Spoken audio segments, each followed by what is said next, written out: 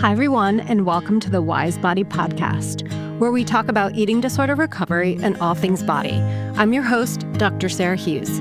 I bring 20 years of experience as an eating disorder therapist, and I've worked with hundreds of clients to feel more empowered and connected to their body by tapping into the wisdom it holds.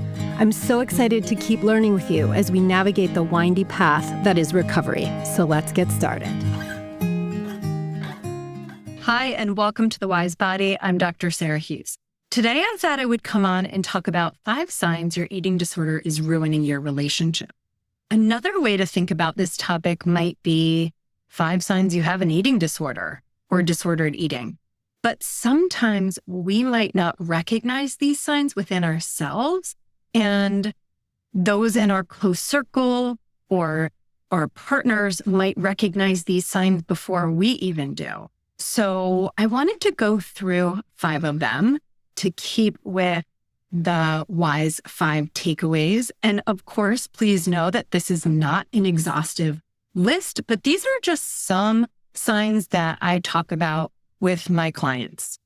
Also, I wanted to say, as sort of like a trigger warning, if you are feeling triggered in any of my episodes, but especially maybe this one, please take care of yourself. Please hit the pause button on the podcast. Please step away. Do whatever you need to do to take care of your emotional and psychological health.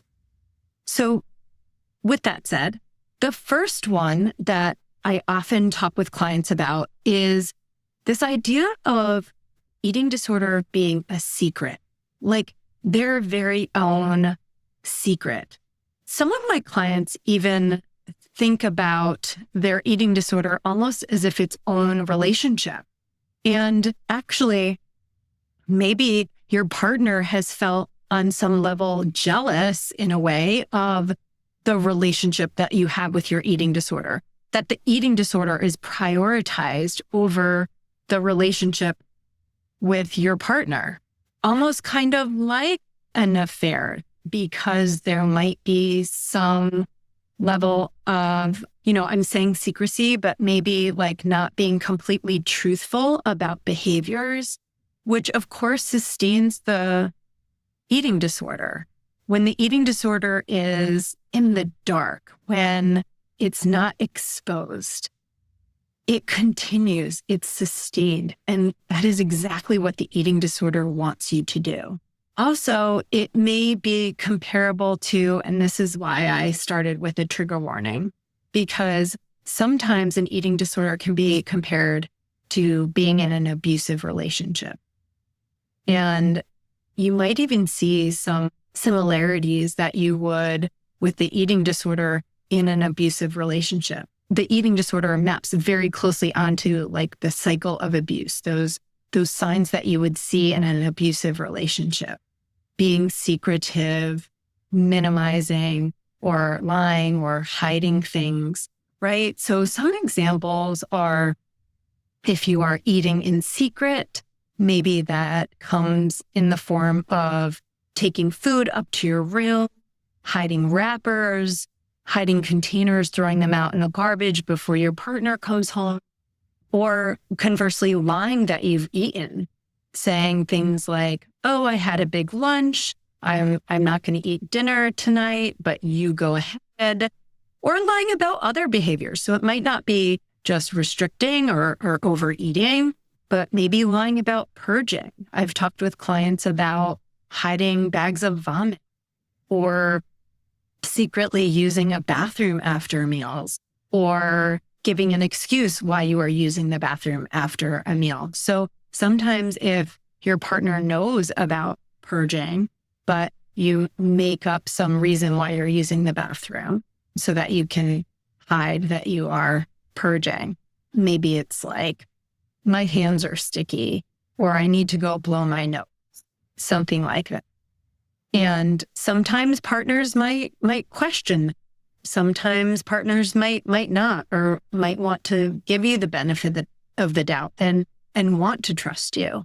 I think maybe one of the worst things is if you can't trust your partner, right? If you don't have that foundation of trust, and it might not be infidelity with another person, but it's maybe like having an affair with like your own eating disorder. Some people think of it that way, and it feels maybe as like deceptive and as destructive to the partner, as if you are having an affair, right? And sometimes partners might even give an ultimatum, like it's either me or your eating disorder.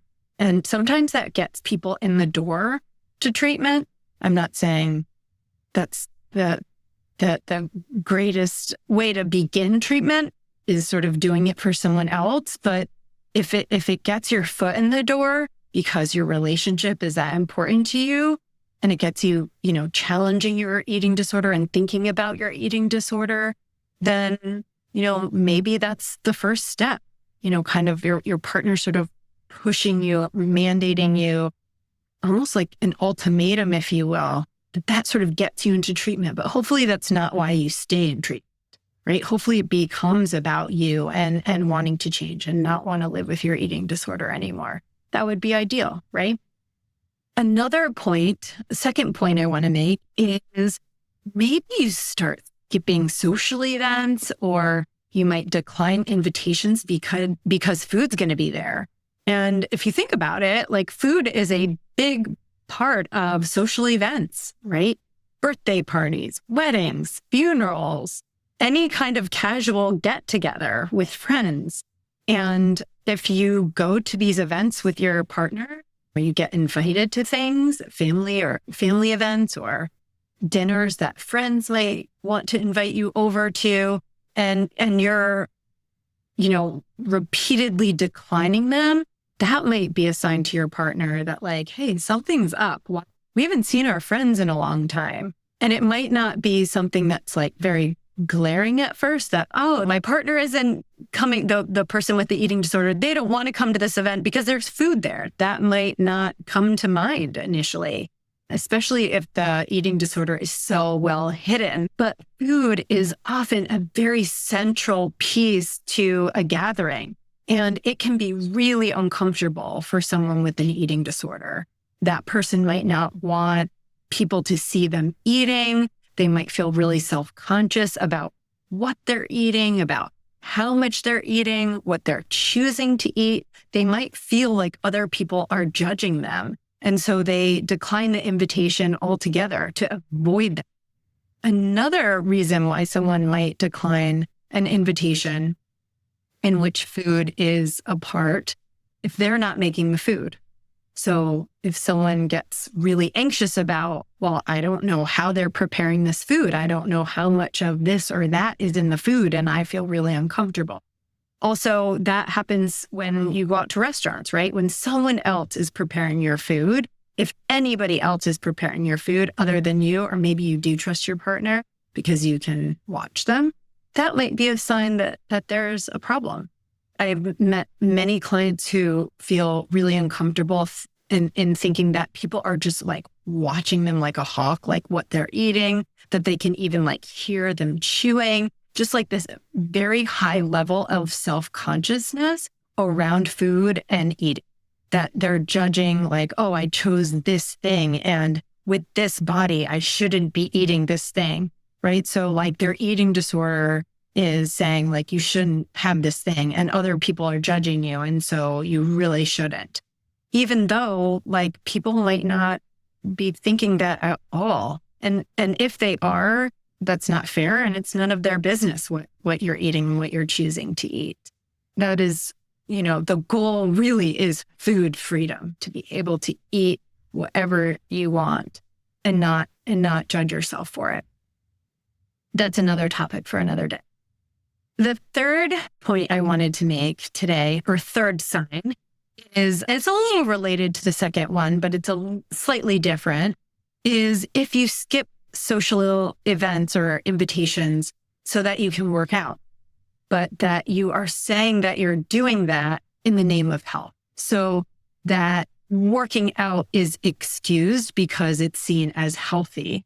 I just want to take a minute here to just highlight how tricky this is, because it depends on how we are defining what is healthy and who is telling us what is healthy.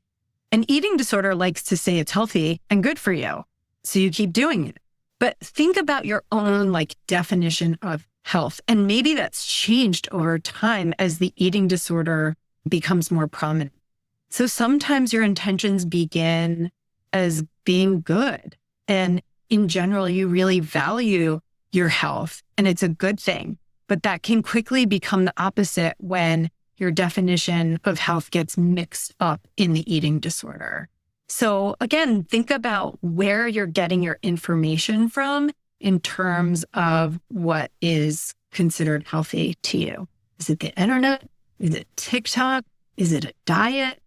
And so if you're skipping some of these social invitations to work out, you might be actually kind of sneaking your exercise or over-exercise, maybe minimizing your exercise. This is a healthy thing, being at the gym for X number of hours, or working out this many days a week, or doing this much mileage in a day. Things like waking up before anybody else, waking up when it's dark, running with a headlamp so that you don't have to defend what you're doing, working out when other people are out of the house or are asleep, right? Then they don't know about it. So again, it's connected to secrecy as well, right? That you're working out without telling anybody that you're doing it, or that you're hiding your working out, or you're sneaking in an extra workout during the day. And maybe your partner knows that you did one workout, but you sneak in another one. Maybe something like that is happening. Another sign that you may have an eating disorder and that it's ruining your relationship is when you start saying that you don't like certain food. So sometimes our food preferences can change over time, but generally speaking, sometimes, the eating disorder is making those decisions, right? You really don't like it. But I think sometimes our partners might recognize this because maybe you shared something with them and then, all of a sudden you're not. So I often ask clients, when did you stop liking this food? And sometimes the eating disorder will kind of sniff out my intentions with that question and hijack the answer and say that they always hated this food item. But other times someone might say, I just stopped eating it last year. And I might ask, whose decision was that? Did that come from an eating disorder place? And really call out the eating disorder. So I guess what I'm trying to say is that the eating disorder can have a way of camouflaging fear foods as a non-preference or a non-preferred food. So again, with this example, your partner might notice that you don't share having your once favorite pizza with them anymore. And instead you order a lower caloric food, a salad without any dressing from maybe the same place because you want to participate in the ordering out, but you don't share in that once desired shared food. Or maybe you start making small, subtle changes, telling your partner, oh yeah, I have my coffee black now, whereas you used to enjoy vanilla latte with whole milk. Partners might know your coffee order. And if that changes, right, in terms of caloric drinks, we might see it come up that way, starting to order more lower caloric drinks like water or seltzer instead of lemonade or an iced tea or something that you used to enjoy. So the eating disorder can really show up in these subtle ways. And your partner might reflect this back in being confused, wait, I thought I knew what you liked kind of thing. And then it almost feels the beginning of your partner doesn't really know you or know what's going on or what are these changes about. Your partner might even get frustrated too or annoyed, guess I'll just eat the pizza by myself tonight. Or maybe your partner's not even fazed at all and there are no questions asked. So it just depends. If it becomes a pattern, then your partner might readily pick up on it, but maybe the first few times your partner like passes it off as like, okay, well, they just don't feel like it tonight. And I get it. Like, that's what they said. And so that's what I'm going to believe, right? If you have a relationship in which you have a lot of trust, why wouldn't you trust their answer, right? But with an eating disorder, that hijacks that trust because the eating disorder is making those decisions. So that can be maybe hard to notice unless it's like happening over and over and over again, right? It's like the third or fourth or fifth time that you're declining pizza from your favorite place. Like, what's going on? Like one time, okay, but now it's been like 5 or 6 times. If the person with an eating disorder might come back with excuses, and they might be different excuses to defend the eating disorder and to let the eating disorder make those food choices. So lastly, the fifth sign is just this overall sense of withdrawing from the relationship because you're struggling with how you see yourself. And if you don't feel comfortable in your own skin and with who you are, your identity, it will likely be felt by your partner and those who are in your close circle. So eating disorders tend to take away who you are, and people might tend to notice that. They might tend to notice, like, you're different. There are some changes that I'm noticing. We're not going out as much, or we don't go to our favorite pizza place anymore, or I keep messing up your coffee order and you always liked this, hot coffee drink. And I'm just so confused, right? So things might start adding up. Like all of these signs might happen at once. And that might be an indication of an eating disorder. But the eating disorder really does find these ways of getting in between your relationship. And, maybe one of these signs a partner might not recognize or see readily, but over time, if it keeps happening, or all of these signs keep happening over and over again, then the partner might think, hey, maybe something's different about you. And this doesn't feel like you.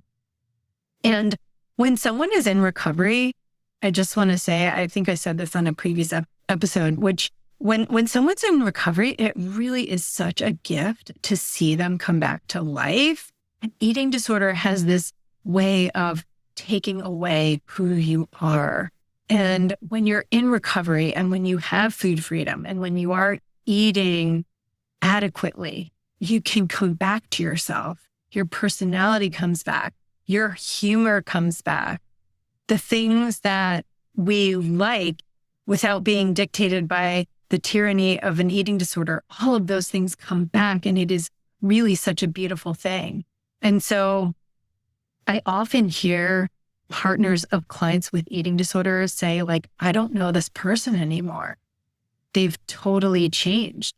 And I think that can really be true, that the eating disorder tends to rob the partner of who they used to know. And that can be a really hard and sad thing. And also a really frustrating thing for the partner, as eating disorders are so wildly misunderstood.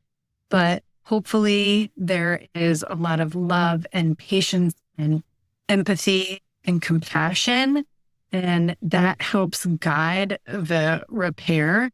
And hopefully the relationship can sustain the eating disorder as one moves through recovery. But it can be very hard on loved ones. And I'm not saying that to instill any sort of guilt or shame for people that are struggling with eating disorders, because it's not necessarily something that you're choosing, but it can be really hard and very frustrating for people around you that love you, that see you maybe slowly slip away and become someone that you're not. That can be really heartbreaking too. So I will end here, and I really look forward to hearing your thoughts and any other signs that you might experience that have hurt your relationship. I'd love to hear from you. So that's all for now. Take care. Thanks for listening. Thank you, everyone, for taking the time to listen in this week. I'm so glad you're here with me as we learn more from our wise bodies and about eating disorder recovery. For more, follow me on social media, and please share the Wise Body podcast with your friends. Lastly, if you're interested in a free client consultation, please reach out on drhughes.com. And remember, always take care of yourself and your temple. See you next time on the Wise Body Podcast.